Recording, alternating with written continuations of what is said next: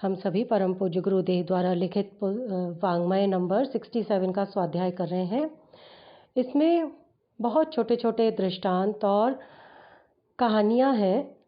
प्राचीन काल से ही मनीषियों विद्वानों ने सामान्य बुद्धि के व्यक्तियों को समझाने और प्रेरणा देने के लिए दृष्टांतों और कथा कहानियों का सहारा लिया है। इसी उद्देश्य की पूर्ति के लिए हमारे देश में पंचतंत्र, हितोपदेश जैसे ग्रंथ लिखे गए। इस तरह की रचनाओं का सरल और स्वाभाविक होना भी आवश्यक है। आसान भाषा में लिखी गई होंगी तो हर कोई समझ सकेगा। आइए इन्हीं छोटी छोटी कहानियों को आज हम फिर से सुनते हैं। वाङ्मय नंबर 67 प्रेरणाप्रद दृष्टांत। जीवन मुक्ति की साधना। बहुत समय तक राज सुखों का उपभोग करते रहने के बाद रघुवंश शिरोमणि राजा इक्ष्वाकु का मन संसार से हटने लगा। उन्हें लगा कि सुख पदार्थों में नहीं वरन वह मन की एक शक्ति है। जब मन और इंद्रियां अशक्त हो जाती हैं तो वही वस्तुएं जो पहले सुखद लगती थीं बोझ बन जाती हैं। उनमें कुछ रस शेष नहीं रह जाता, उनमें कुछ भी रस शेष नहीं रह जाता। मृत्यु की चिंता ने उन्हें और भी आहत किया। इसलिए एक दिन वो गुरु वशिष्ठ के पास गए और बोले, भगवान, अब तक अनात्म कर्मों से घिरा मैं इक्ष्वाकु आत्म कल्याण की इच्छा से आपके सामने उपस्थित हुआ हूँ। मुझे उपदेश दीजिए कि मुझे आगे क्या करना चाहिए। इक्ष्वाकु की श्रद्धा से प्रसन्न गुरु वशिष्ठ ने उन्होंने समझाया कि तप से ही आत्मोत्कर्ष और मुक्ति का मार्ग प्रशस्त होता है। तप से ही आत्मोत्कर्ष और मुक्ति का मार्ग प्रशस्त होता है। इक्ष्वाकु ने तप प्रारंभ कर दिया। उन्होंने भगवान मनु की उपासना की। मनु इक्ष्वाकु की श्रद्धा से द्रवीभूत होकर उनके पास आए और बोले, राजन, कहो मैं तुम्हारी क्या सहायता कर सकता हूँ। इक्ष्वाकु ने भगवान मनु को सादर प्रणाम करते हुए निवेदन क्या किया, प्रभु, आत्म कल्याण की इच्छा से मैंने गुरु वशिष्ठ से दीक्षा ली। उन्होंने मुझे तप करने की प्रेरणा दी। मैंने उपासना तो प्रारंभ कर दी। तप का स्वरूप अभी तक मेरी समझ में नहीं आया। मैंने ये सब शुरू तो कर दिया, लेकिन तप का क्या स्वरूप होना चाहिए मुझे समझ में नहीं आया। मनु बोले, स्वाध्याय सत्संग, और ये कहकर वो अंतर्ध्यान हो गए। मनु बोले कि स्वाध्याय और सत्संग, इतना कह के अंतर्ध्यान हो गए। इक्ष्वाकु घर लौटे और शास्त्रों उपनिषदों से लेकर महापुरुषों के उपाख्यानों का संकलन किया और उनके स्वाध्याय में जुट गए। सारी किताबें इकट्ठी करी और स्वाध्याय में जुट गए। स्वाध्याय से उनको विश्व, प्रपंच और विश्व के अनेक सूक्ष्म रहस्यों का पता लगा। कई बार ऐसे विलक्षण प्रश्न उठते जिनका समाधान स्वाध्याय से नहीं हो पाता था। फलस्वरूप इक्ष्वाकु ने धर्म सभाएं आयोजित करना प्रारंभ कर दी। उन सभाओं में विद्वान पुरुषों को आमंत्रित किया जाता था। राजा स्वयं श्रद्धा भाव से उनकी सेवा करते और उनके सत्संग का लाभ प्राप्त करते। उससे उनके मन की पवित्रता अवश्य बढ़ी,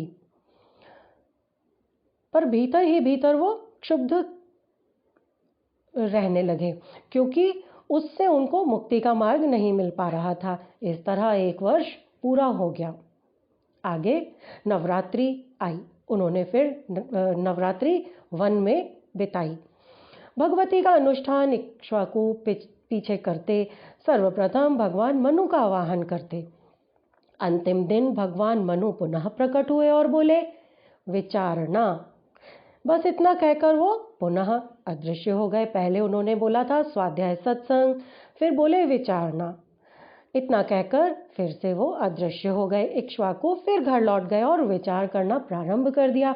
अभी तक उन्होंने स्वाध्याय और सत्संग से सीखा ज्ञान तो बहुत प्राप्त किया था, पर वो ऐसा ही था जैसे कि रोटी के संबंध में ज्ञान तो बहुत रखे कोई, पर उसको खाए बिना ही शक्ति प्राप्त करने की बात सोचे। पता तो सब है लेकिन अप्लाई नहीं करना। तो इक्ष्वाकु उस ज्ञान को विचार और व्यवहारिक जीवन में स्थान नहीं दे पाए थे, इसलिए उससे अब तक उन्हें कोई भी लाभ नहीं मिला था।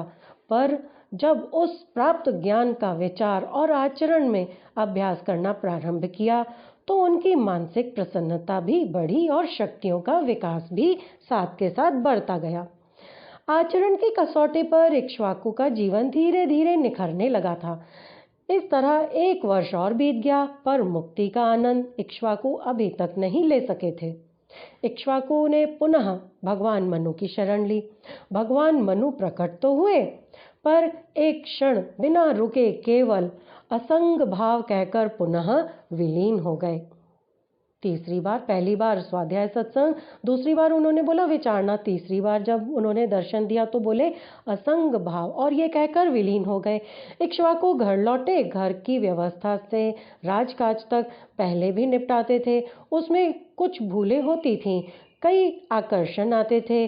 उन सभी विषयों में मैं करता हूँ ऐसा भाव होने के कारण उसके अच्छे बुरे परिणाम से भी जुड़ जाते थे, इसलिए दुख, चिंता और उद्विग्नताएं घेरे रहती थीं।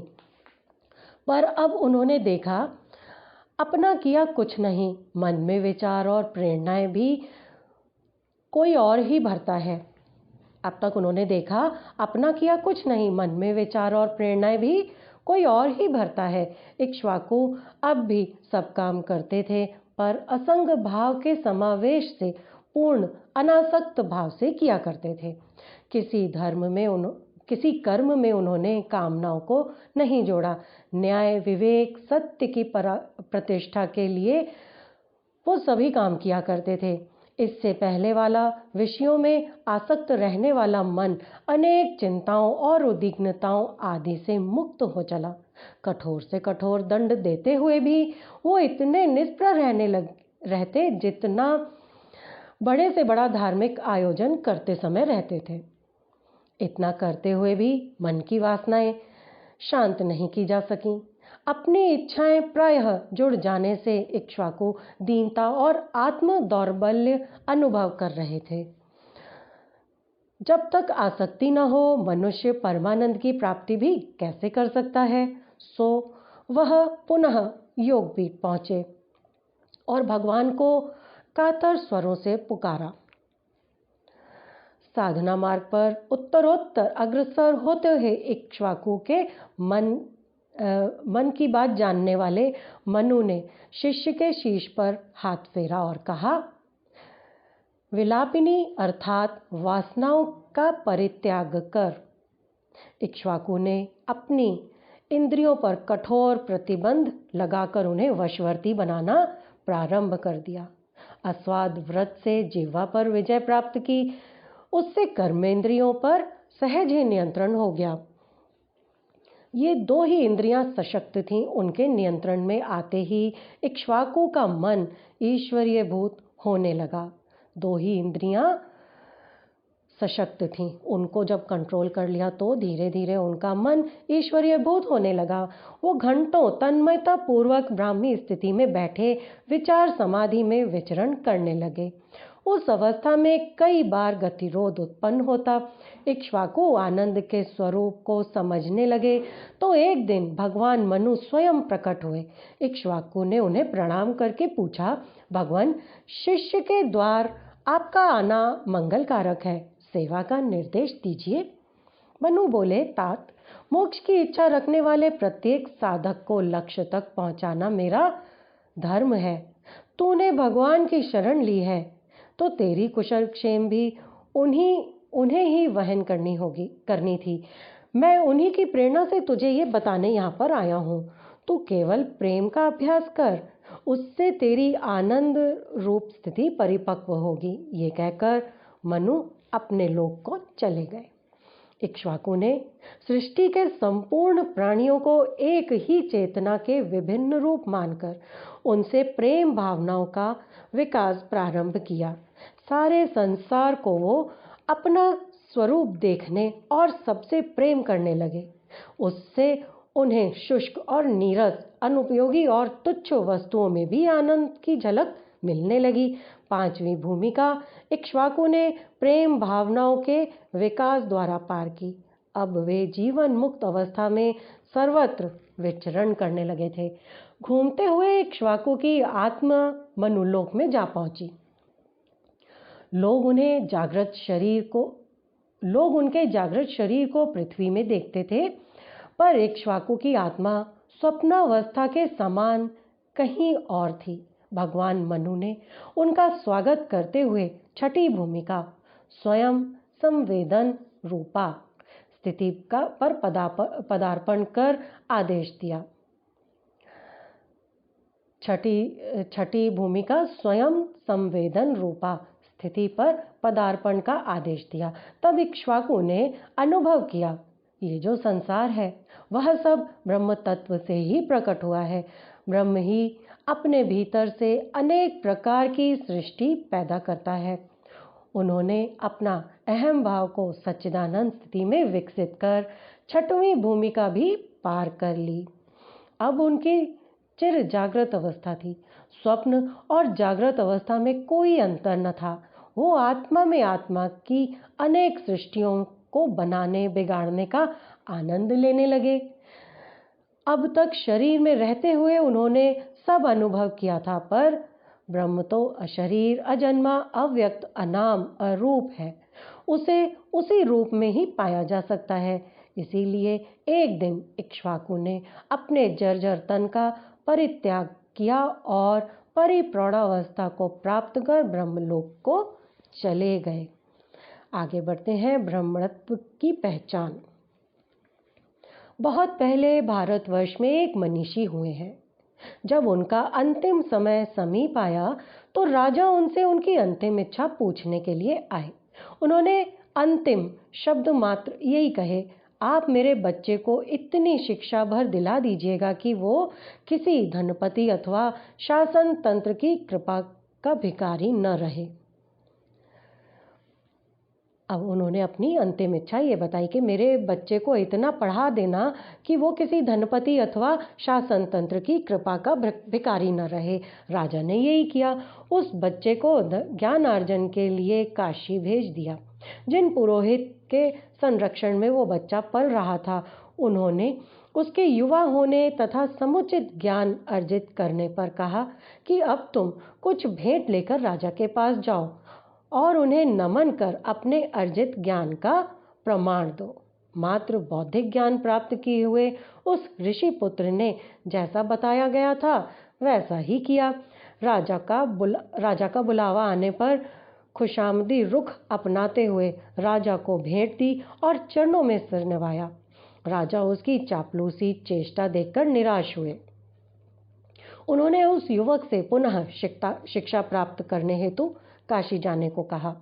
पुनः कुछ वर्षों तक उस युवक ने वेदांत, दर्शन, तत्वज्ञान में महारत हो राज दरबार में अपनी उपस्थिति दी। इन सब में उसने महारत हासिल करी और फिर से राज दरबार पहुंचा। इस बार पहली बार से भी अधिक भांति भांति के उपहार लेकर के पहुंचा था।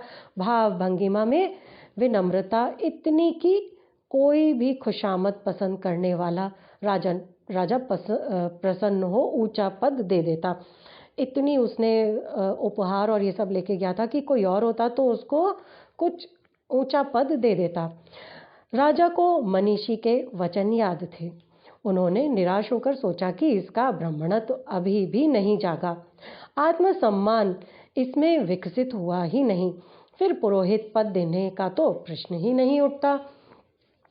इस बार भी राजा ने उपेक्षा दिखाते हुए कहा, और ज्ञान अर्जित करो, अभी तुम्हारे अंदर और कमी है। युवक की समझ में कुछ भी नहीं आया। उसे लगा कि ये तो राजा विद्वता का सम्मान करना ही नहीं जानता या फिर मेरी परीक्षा ले रहा है। ऐसा सोचते हुए वो पुनः बंगाल देश की ओर चल पड़ा ताकि योग, शास्त्र, व्याकरण आदि का और भी उच्च स्तरीय अध्ययन कर वो राजा को प्रसन्न कर सके। 1 वर्ष के परिश्रम के बाद जब वो लौटा तो अगणित उपहार साथ में थे जो प्रसन्न होकर वहां के धनपतियों ने दिए थे। सब राजा के समक्ष रखकर उसने साष्टांग प्रणाम किया। जब राजा ने उठने को ही नहीं कहा, वो विद्वान उठा ही नहीं, किंतु उठने पर उसने नरेश की वही रूखी तटस्थ मुद्रा देखी। उसने जब प्रणाम किया तो राजा ने उसको उठने के लिए नहीं कहा, वो वैसा ही साष्टांग प्रणाम उसी मुद्रा में लेटा रहा। लेकिन जब उसने देखा तो राजा का वो ही रुख देखा, न स्वागत, न सत्कार, न कोई पद या उपाधि। निराश होकर वो नदी के किनारे चिंतन करता हुआ भ्रमण करने लगा। नदी के किनारे घूम रहा था। जीवन उसे व्यर्थ लगने लगा। देर रात तक बैठा हुआ वो यही सोच रहा था कि क्या करूं। एक साधु वहां से गुजरे। उनकी दिव्य दृष्टि ने हीरे की परख कर ली और छिपे हुए दोष को भी देख लिया। पहले उसे उसकी गाथा सुनी, फिर उससे बोले, जिस शास्त्र ज्ञान को तुमने अर्जित किया है उस पर मनन क्यों नहीं किया? क्या तुम्हें पतंजलि का योग सूत्र और गीता का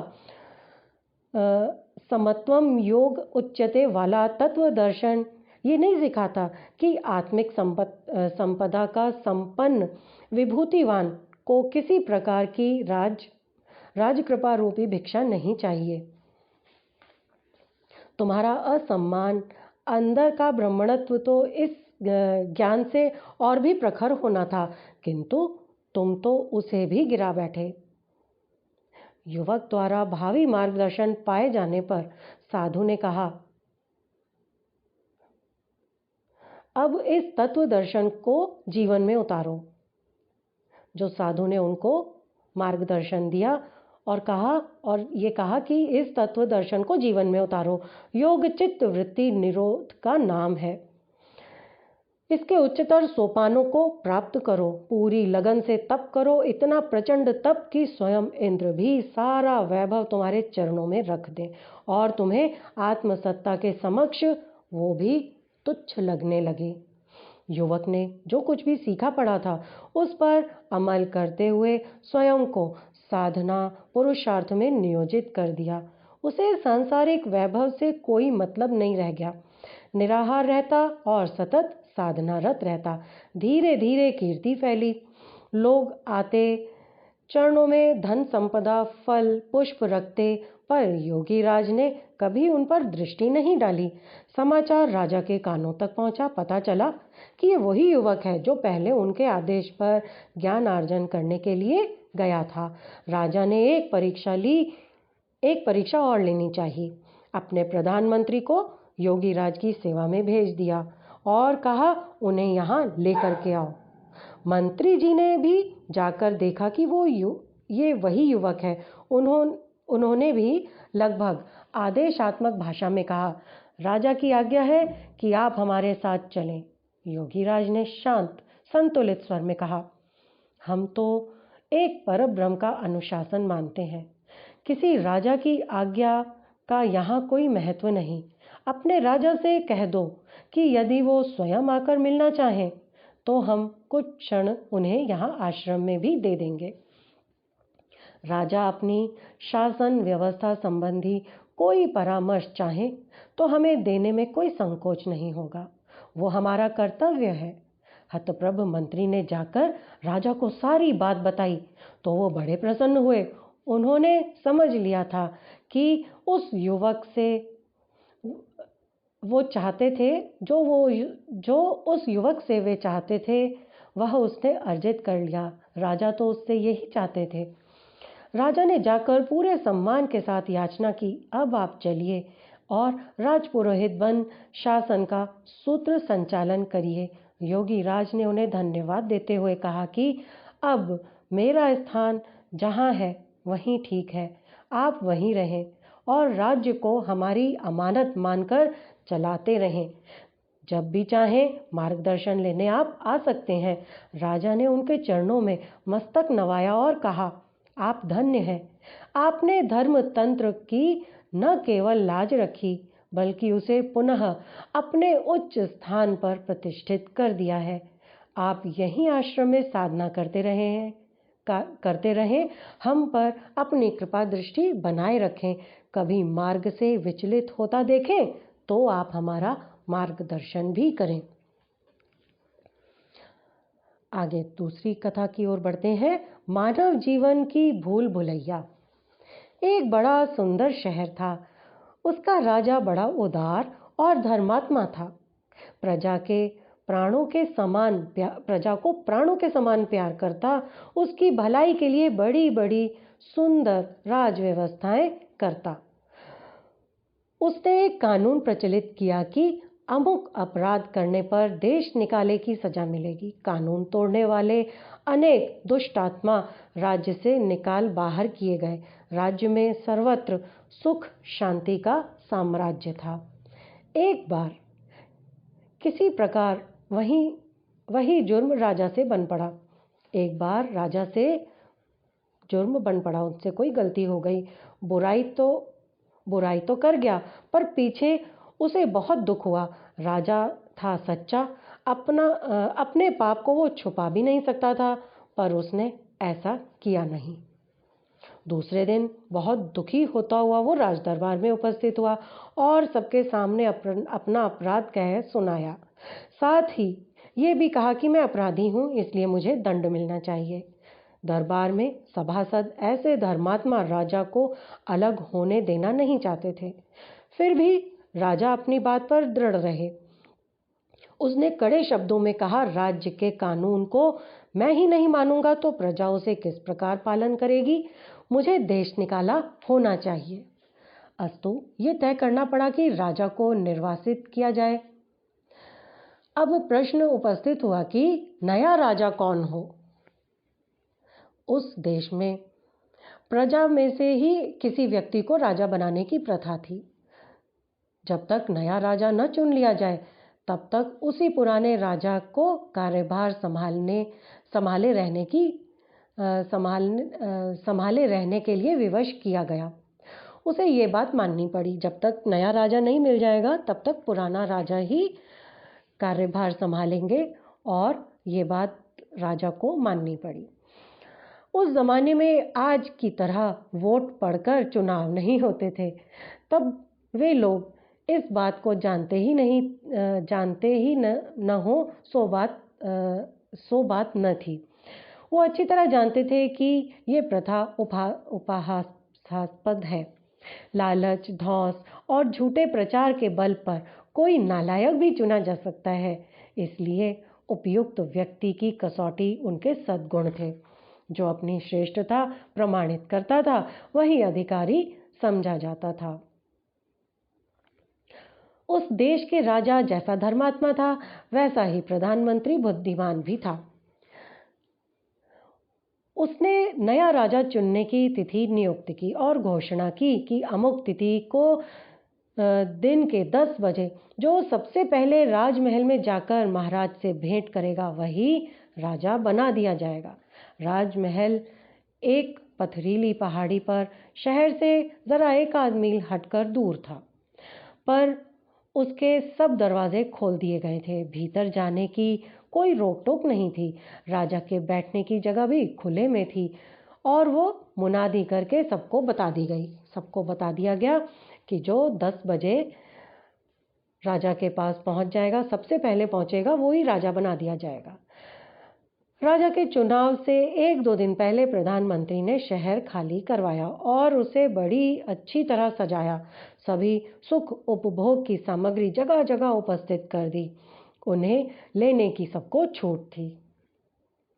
किसी से कोई कीमत नहीं ली जा सकती थी। कहीं मेवे मिठाइयों का भंडार खुला हुआ था तो कहीं खेल तमाशे हो रहे थे। कहीं आराम के लिए मुलायम पलंग बिछे हुए थे तो कहीं सुंदर वस्त्र आभूषण मुफ्त मिल रहे थे।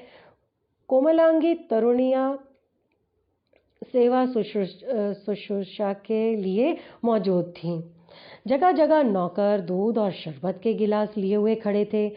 इत्रों का छिड़काव और चंदन के पंखे बहार दे रहे थे। शहर के हर एक गली कूचे ऐसे सज रहे थे मानो कोई राजमहल हो। चुनाव के दिन सवेरे से ही राजमहल खोल दिया गया और उस सजे हुए शहर में प्रवेश करने की आज्ञा दे दी गई। नगर से बाहर खड़े प्रजाजन भीतर घुसे तो वो हक्का बक्का रह गए। मुफ्त का चंदन सब कोई घिसने लगा। किसी ने मिठाई के भंडार पर आसन बिछाया तो कोई सिनेमा की कुर्सियों पर जाकर बैठ गया। कोई बढ़िया बढ़िया कपड़े पहनने लगा तो किसी ने गहने पसंद करने शुरू कर दिए। कई तो सुंदरियों के गले में हाथ डालकर नाचने लगे। सब लोग अपनी अपनी रुचि के अनुसार सुख सामग्री का उपभोग करने लगे। एक दिन पहले ही सब प्रजाजनों को बता दिया गया था कि राजा से मिलने का ठीक समय क्या है। क्या बताया था? 10 बजे का समय है। इसके बाद पहुंचने वाला राजा से मिलने का अधिकारी नहीं होगा। शहर में सजावट चंद रोज है, वह कुछ समय बाद हटा दी जाएगी। एक भी आदमी ऐसा नहीं बचा जिसे ये बातें दोहरा दोहरा कर सुना न दी गई हों।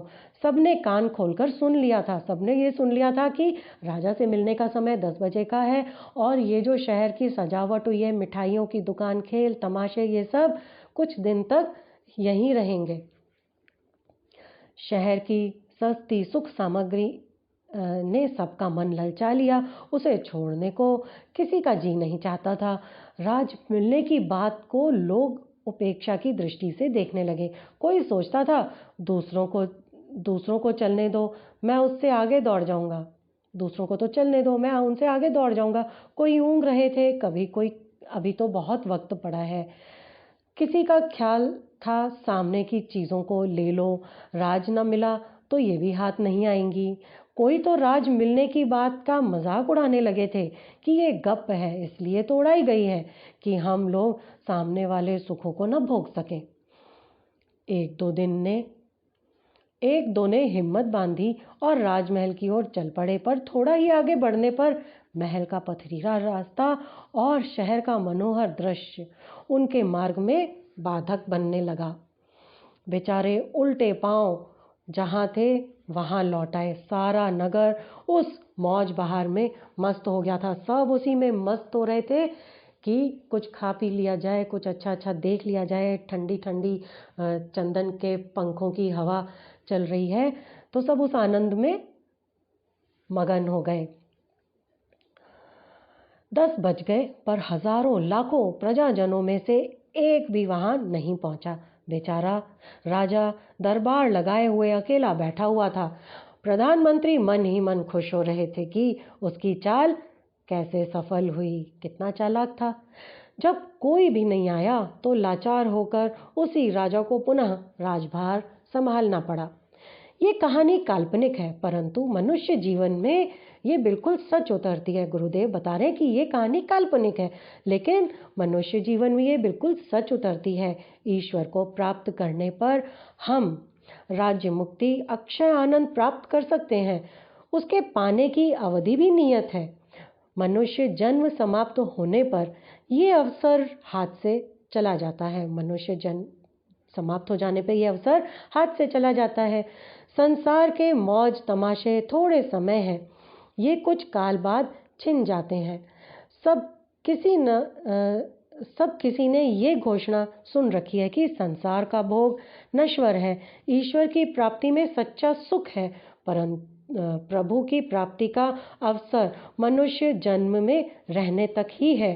परंतु हम में से कितने हैं जो इस घोषणा को याद रखकर नश्वर माया के लालच में नहीं डूबे रहते? सभी हैं।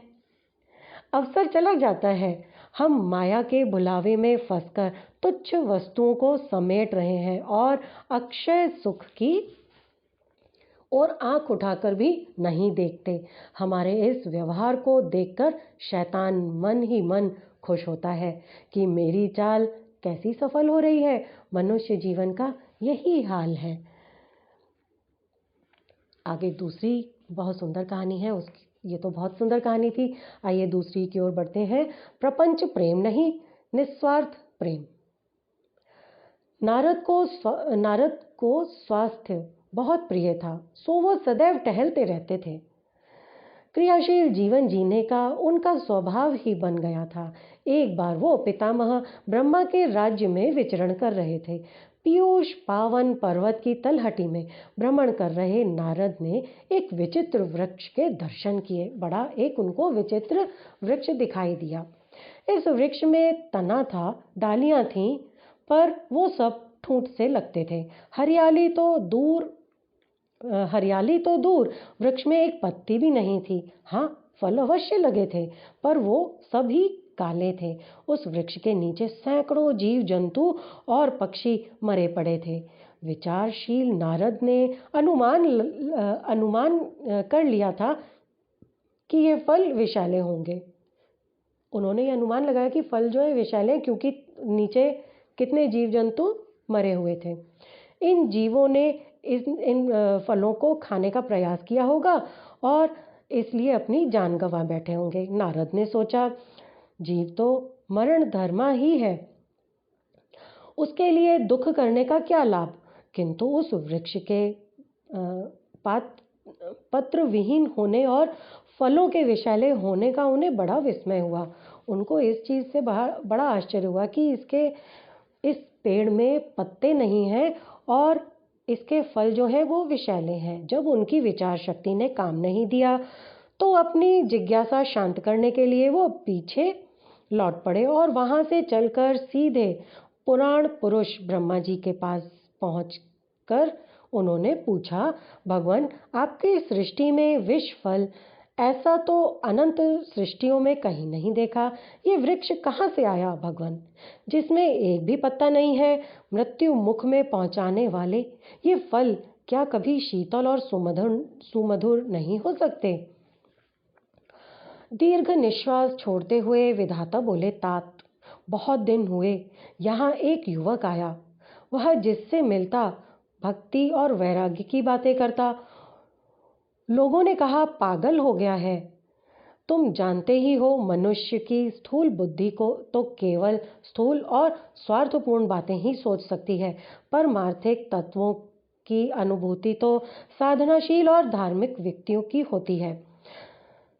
घर वालों ने भी उसे निकाल दिया था। युवक का एक हाथ खराब हो चुका था, तो भी प्रत्येक आध्यात्मिक धार्मिक पुरुष में श्रम और स्वाभिमान के जो लक्षण होने चाहिए वो सब उसमें पर्याप्त मात्रा में थे। उसने अपनी आजीविका आप कमाने का निश्चय किया। अपना काम खुद करूंगा और अपने लिए खुद कमाऊंगा। उसने विचारपूर्वक देखा, कुछ आवश्यक नहीं कि दूसरे लोग कृषि या राज्याश्रय से आजीविका प्राप्त करते हैं, तो वो भी वैसा ही करे। अपंग था, इसीलिए अपने लिए उसने प्राकृतिक जीवन ही उपयुक्त लगा। उसने देखा, जिस तरह सृष्टि के अन्य जीवों की आहार संबंधी आवश्यकताएं सीमित हैं, उसी प्रकार मनुष्य भी थोड़े में ही अपना काम चला सकता है। शेष समय परमार्थ साधन में लगाया जा सकता है। सो उसने अपने लिए कुछ फलों वाले पौधे लगाने और उनसे अपना आहार प्राप्त करने का निश्चय किया। उसने कुछ ऐसे पौधे लगाए और उन्हीं से अपना आहार लेने का निश्चय किया। बिना किसी आयुध के धरती खोदना कठिन था नारद, तो भी स्वावलंबी व्यक्ति साधनों की परवाह नहीं करते। उस युवक ने अपना काम प्रारंभ किया। वो बड़ी कठिनाई से कभी एक ढेला खोद पाता तो कभी दो, पर उसमें आशा और उत्साह की कमी नहीं थी। ईश्वरीय सत्ता पर उसे पूरा भरोसा था। वो कई दिन तक ऐसे ही खुदाई करता रहा।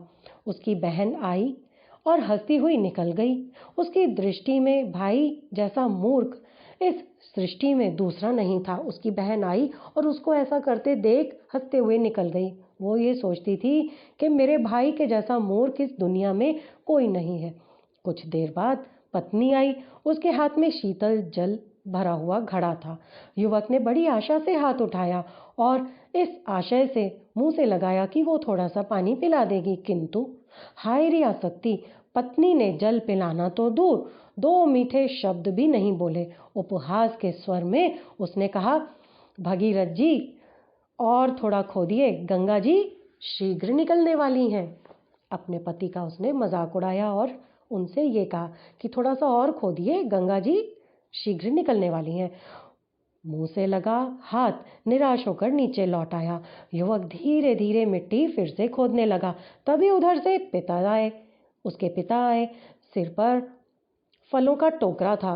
भूखे युवक ने इंगित कर एक नन्हा सा टुकड़ा खाने को मांगा। फल तो नहीं, भत्सरना अवश्य मिली। मूर्ख, दिन भर निठल्ला बैठा रहता है, खाना आकाश से टपकता है क्या? उठ, कुछ काम कर, अपना भोजन आप कमा। उस युवक की आंखें भर आईं। बेचारा कुछ बोल नहीं सकता था। भूखा प्यासा धरती खोदने में लगा रहा, पर मन सोच रहा था, संसार में प्रेम और दया के स्रोत न सूखें तो मनुष्य कितना खुशहाल हो सकता है। साधनों के अभाव से नहीं, संसार के दुख का प्रमुख कारण भावनाओं के अभाव की सत्यता आज स्पष्ट हुई। ज्येष्ठ की दशमी प्रातःकाल जैसे ही उसने मिट्टी का एक ढेला हटाया, उसकी आंखें चौंधिया गईं। कोई बहुमूल्य मणि का टुकड़ा उसके हाथ लगा था। जैसे ही उसने खोदना शुरू करा, उसके हाथ में क्या आया? उसके हाथ में एक मणि का टुकड़ा आया और उसकी आंखें उस मणि के टुकड़े को देखकर चौंधिया गईं। उस मणि को लेकर खड़ा हुआ तो लोग भ्रम में पड़ गए कि आज समय से पहले ही सूर्योदय कैसे हो गया। जब वो मणि को हाथ में लेके खड़ा हुआ तो लोग इस भ्रम में पड़ गए कि आज सूर्योदय कैसे हो गया। जहाँ तक प्रकाश पहुँचा, लोग भागते चले आए और युवक के भाग्य की प्रशंसा करने लगे। बहन आई और भाई को नहलाने लगी। पत्नी आई तो उसके शरीर पर चंदन का लेप लगाने लगी, बहुमूल्य वस्त्र पहनाने लगी। पिता आए। पिता मधुर मिष्ठान और पकवान से सजा हुआ थाल लेकर के आए। बोले, वत्स, बहुत भूखे दिखाई देते हो, लो पहले थोड़ा भोजन कर लो। युवक को इस मिथ्या मोह और जग प्रपंच पर हंसी आ गई। उसने वो सारे वस्त्र आभूषण उतार फेंके, भोजन भी नहीं लिया। उस स्थान पर सुमधुर फलों का पौधा लगाकर वो अपनी मणि लिए हुए एक और न जाने कहाँ चला गया।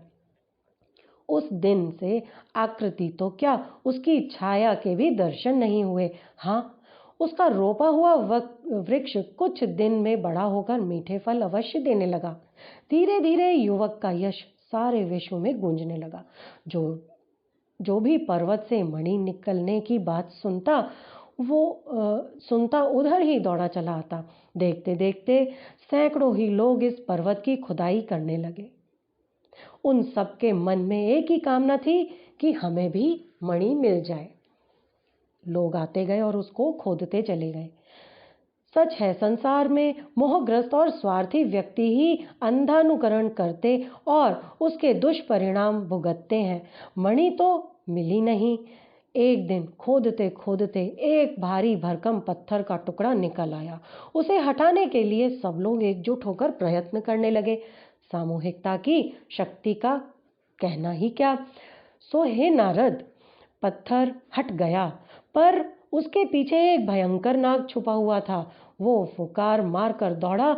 लोग भागे और उसने उसमें से अधिकांश को वहीं डस लिया। भागते समय यही लोग उस वृक्ष से टकराए। फलस्वरूप विषधर का विष उसे भी व्याप गया। उस दिन से इस वृक्ष के सब पत्ते झड़ गए और फल भी विषैले लगने लगे। नारद, इसके बाद से आज तक किसी ने भी इस वृक्ष के नीचे बैठकर शीतल छाया प्राप्त करने का सुअवसर नहीं पाया। नारद जी ने बड़े विस्मय के साथ पूछा, भगवान, क्या ये वृक्ष फिर हरा नहीं हो सकता? विधाता गंभीर हो गए और धीरे से बोले, असंभव क्या है सृष्टि में? नारद, पर आज तो सारी धरती के लोगों को ही स्वार्थ और प्रपंच के नाग ने डस रखा है। जितने लोग इस शक्ति रूपी वृक्ष से टकराते हैं, उतने ही फल और अधिक विषैले हो जाते हैं। उस युवक की तरह कोई और निस्वार्थ प्रेमी संत आए और उस वृक्ष को स्पर्श करे तो ये फिर से शीतल, सुखद और सुमधुर फलों वाला वृक्ष क्यों नहीं बन सकता? बिल्कुल बन सकता है। बहुत सुंदर सुंदर कहानियाँ परम पूज्य गुरुदेव ने इस वाङ्मय में लिखी हैं। आज का क्रम हम यहीं पर समाप्त करते हैं। आइए परम पूज्य गुरुदेव परम वंदनीय माता जी के चरणों में श्रद्धा पूर्वक नमन करें। ॐ नमो स्वनन्ताय सहस्रमूर्तये सहस्रपादाक्षिशिरोरुबाहवे सहस्रनाम्ने पुरुषाय शाश्वते सहस्रकोटियुगधारिणे नमः सहस्रकोटियुगधारिणे नमः। विनीता दीदी या सारिका से रिक्वेस्ट करूंगी, वो अगर कुछ कहना चाहते हैं, कुछ बोलना चाहते हैं।